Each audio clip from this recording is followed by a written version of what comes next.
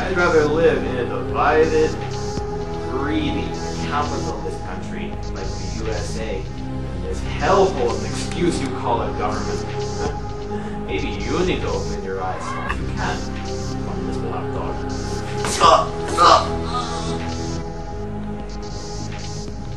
You know, I could kill you right now with my truth, but nothing at my disposal will calm you the pain and suffering you deserve. I'm going to take you to Moscow, where they will teach you the meaning of Soviet power and justice. You're going to kill me, aren't you? Yes. You think we're made up of 15 divided republics. But don't you see? We are one country, one people, and we will forever be that way. This is the Soviet Union. This is Russia!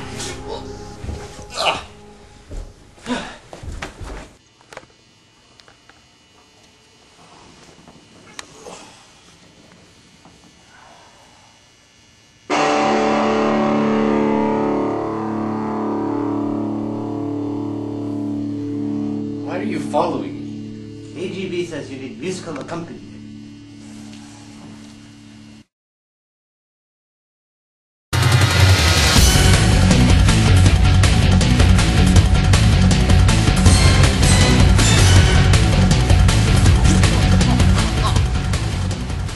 Do you think you can escape the Soviet justice system?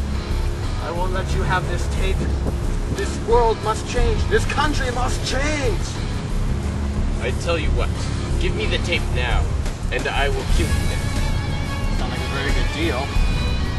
Well, I'll tell you what, don't give me the tape. I'll take you to KGB headquarters, and they will do much more pain than you could possibly deserve.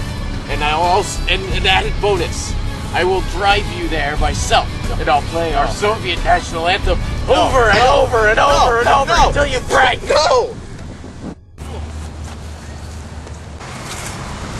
The people must know the truth.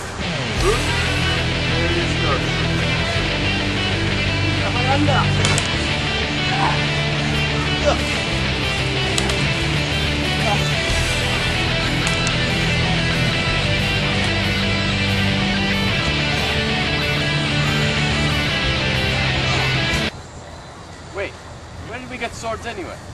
I don't know. I found mine. Isn't it weird we both found swords in the streets of Moscow? Moscow. I found mine in Kyrgyzstan. Kyrgyzstan? There's hardly pots and pans in Kyrgyzstan.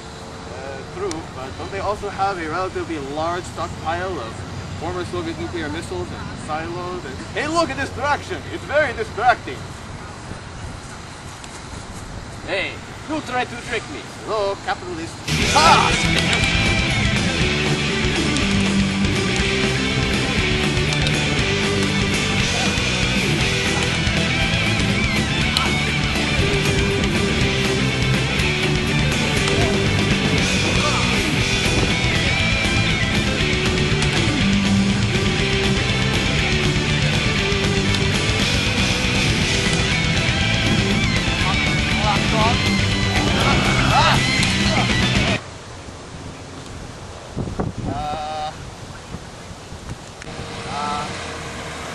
Hi, Colonel.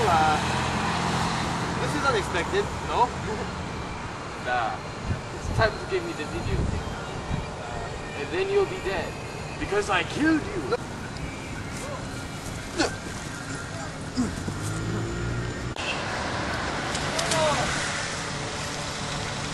I'm a little busy here.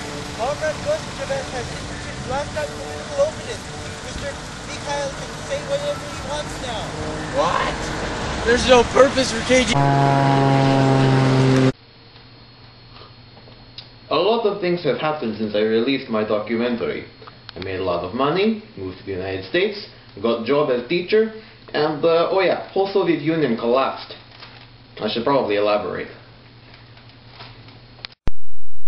Thanks to policy of glasnost, political openness, I and 100 other filmmakers could legally report on faults of Soviet Union. Needless to say, after being oblivious to the 70 years of censorship, being informed of all these problems shocked the Soviet people.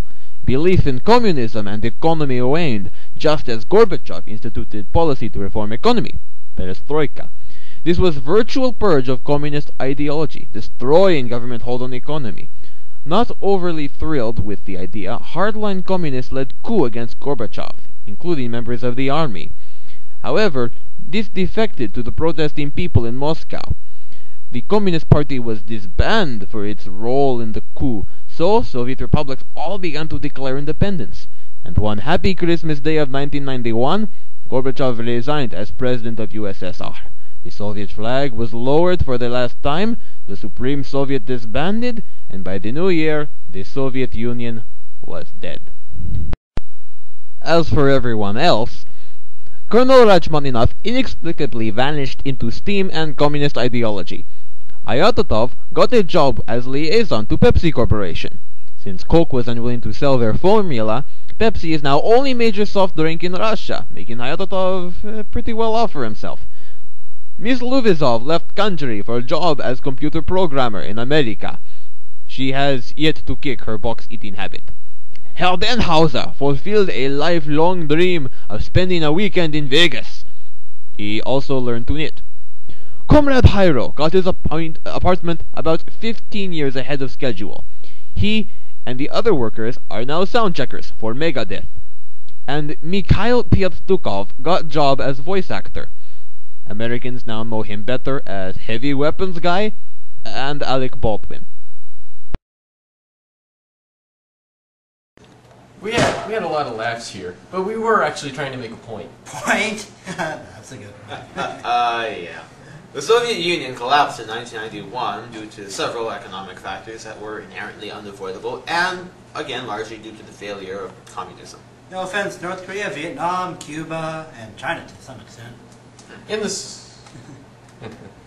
Soviet economy, workers were paid only if they fulfilled their quota. So there was a large drive to cheat the quota. Make one large nail if it was based on weight, and several cheap, very terrible nails if it was based on number. Employers would also try and cheat the system. They would steal other people's finished goods and pass it as their own, and spend the rest of the day sleeping. They would also purposely break their machines so that they could take a break.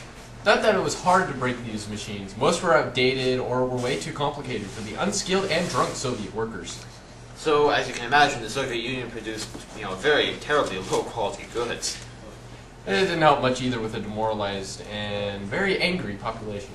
Corrupt bosses would siphon off the apartments for their own family members, leaving their workers homeless or in really cramped living conditions. And if any complained, you were out of there.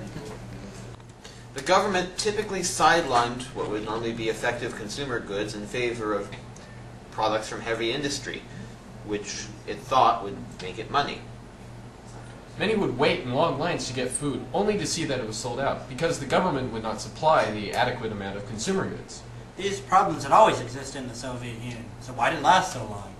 When ruled by Stalin, the economy flourished because if you didn't do what you were told, you were either shot, sent into Gulag, or, as in the Ukraine, starved to death.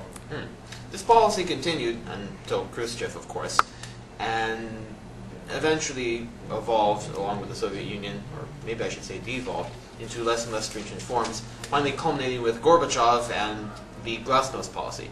Once Eastern Europe was milked of all its value, huge downfall. The government should have reformed, but instead they declared war on Afghanistan, lost horribly, and wasted all their budget. And not wanting to be outdone by the US, the USSR, still tried to keep up with its heavy industry and collective farming outputs, even though both were failing miserably, especially the collective farms, where most people in such countries as the Ukraine were literally starving to death. They also spent large amounts of money on the military to combat the capitalist threat.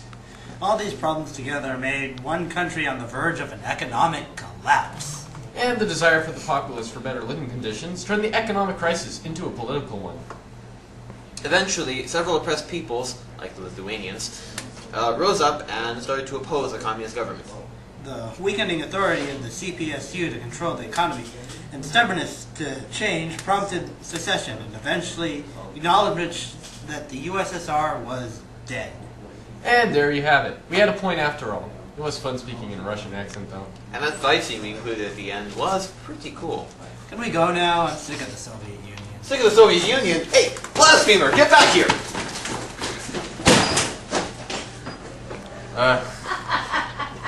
Workers of the world unite. You have nothing to lose but your freedom and general well-being. Goodbye, Tovarishis.